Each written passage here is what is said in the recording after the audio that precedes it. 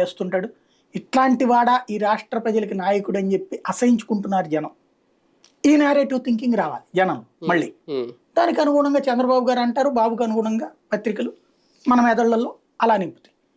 మళ్ళీ 2009 ఎన్నికలకు వచ్చేటప్పటికి అంటే ఆయన దించేయడం, ఆయన చచ్చిపోవడం అంతా అయిపోయినా కూడా ఆడి సావాడు చచ్చాడు, చేసిన పాపాలు అంటాడిని ఈ టైపులోనే వేసుకొచ్చారు కార్టూన్స్ నుంచి అన్నీ కూడా అయిపోయింది.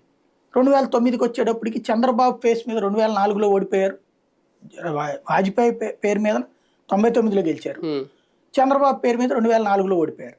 2009లో మళ్ళీ ఎన్టీఆర్ పేరు కావాల్సి వచ్చింది. ఎన్టీఆర్ భవన్లో నుంచి ఎన్టీఆర్ విగ్రహం తీసేసిన వాళ్ళు మళ్ళీ తెచ్చి ఆ విగ్రహం పెట్టారు. అక్కడి నుంచి కంటిన్యూ చేసుకుంటూ వచ్చారు. టోటల్గా అప్పటి నుంచి మళ్ళీ ఎన్టీఆర్ దేవుడు.